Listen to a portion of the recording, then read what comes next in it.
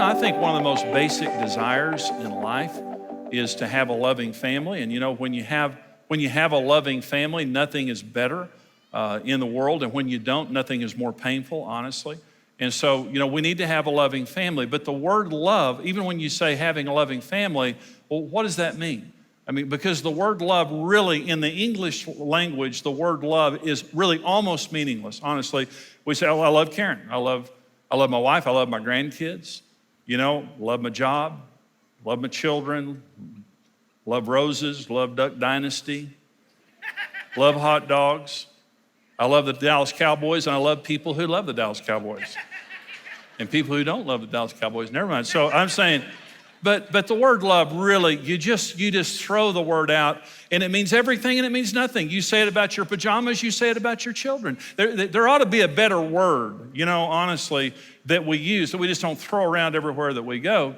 And so I want to ask you a question. I want you to think about this. Don't answer out loud because your family may be with you. Okay. When you say, I love you to your family, what do you mean by that?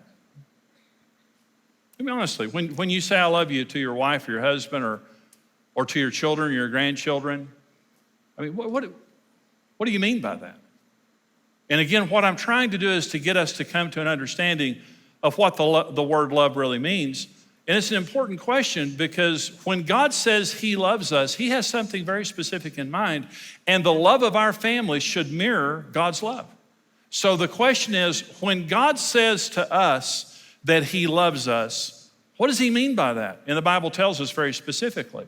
And this is John 3:16, using the word love here. God so loved the world that he gave his only begotten son, that whoever believes in him should not perish, but have everlasting life. The word love there is the word apago, that is the verb, but the noun is agape. The Greek language is much superior to the English language because it has many more words in it and much more specific words than we have in the English language. So when God's saying and he loves us in the New Testament, it's always the word agape, almost always the word agape. This is God's kind of love. Now this is a full theological definition of the word agape. When God says he loves us, it means agape. Here is the full theological definition, and I absolutely love this, but pay attention to this definition. Here it is. The definition of agape: unconditional love, love by choice, and by an act of the will. The word denotes unconquerable benevolence and undefeatable goodwill. It will never seek anything but the highest good for another person. Listen, it does not need a chemistry, an affinity, or a feeling. It is love that endures through any circumstance or difficulty. Agape is a love that exclusively belongs to God and God's people. And I got that out of one of my theology books. That's a full theological definition of the word agape. It's a beautiful thing. Agape love is the only love that doesn't require an emotion. Every other type of love in this world requires an emotion. And let me give you an example of this. These are the 5 words for love in the Greek language. And many of these occur in the Bible. It just says, in our Bibles, it just says love, but it doesn't say that in the Greek language. Here are the 5 words for love in the Greek language. The first is epithumia. And the word epithumia, this is where we get our word thermos, by the way. It means passion, it means hot. And so I say, I love the Dallas Cowboys. That means I'm passionate about the Dallas Cowboys. It's a different kind of a love than I have for Karen or my grandchildren. And so the Greek language lets me use a different word. I'm passionate about it, okay? That's epithumia. Another word is eros. We know that this is where we get our word erotic. And so this is sexual desire. I say to Karen, I love you. Could have been, that I'm saying it in the sexual way. Phileo is another word. This is a fond affection, a brotherly love. The word Philadelphia, Delphia is brother. Philos is a fond affection, a friendship that you have with someone. So Philadelphia is the city of brotherly love, okay? And so if I come to a friend of mine and I say, I love you, you're a good friend to me, you've always been a good friend to me, I love you, I could be saying philos here. Another word is the word storge. And the word storge is a family bond. It means, I love some people in my family that I don't like a lot, kind of extended family. I'm not talking about my immediate family, uncles, aunts, maybe, people out there that I don't have a real strong affection toward, but they're my family, they're blood. And so that's storge love. That's a different kind of love. Fifth kind of love is agape love, God's kind of love that we just talked about. So there's epithumia, passion. There's eros, sexual desire.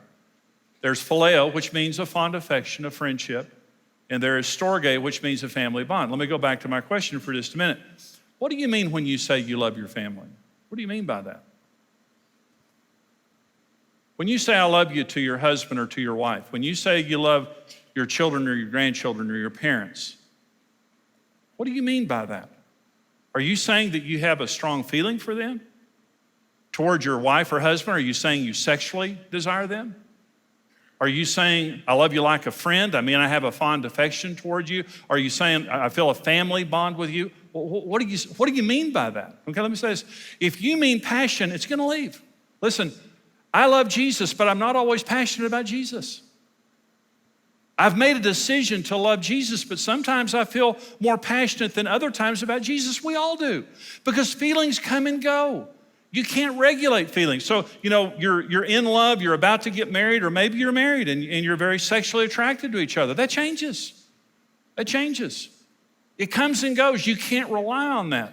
You say, I love you like a friend. Okay, what happens when bad times hit? They're not acting like a friend, or they betray you, or something bad happens and that feeling goes. What happens when that family bond? There's problems in the family that overcome the feeling of that family bond. And I'm saying this, you cannot depend on a feeling. You simply cannot. If your love means an emotion, you have a very unstable foundation of love in your family. I'm just saying it won't support your family. That is not a supportable foundation. And I'm not saying that it's wrong to feel. If you feel passion, if you feel attraction, if you feel friendship, I'm not saying that it's wrong to feel. I'm saying it's wrong to base your love for another person on an emotion, and you need to thank God that God doesn't. When God tells us he loves us, what God is saying is, I will never change my mind. I'm in love with you. This is not a feeling. I don't need a chemistry. Agape doesn't need a chemistry. Agape will never say, I don't love you anymore. I'm out of love. Agape doesn't say that, because agape doesn't run out of will. But if you have a feeling, you're gonna run out of that feeling. I'm telling you right now, your feelings cannot dictate your life. There's nothing more painful in the world than a person who lives by their emotions. Your emotions will tear you apart if you let them be the engine. Our emotions are the caboose. They're there. They sometimes are good, they sometimes are bad, sometimes they're up, sometimes they're down. Do not let your life be led by emotions. Emotions are the caboose, my will is the engine. And what I have said to Karen Evans is, I will love you for the rest of my life. I might not like you right now. I might not have any feelings right now.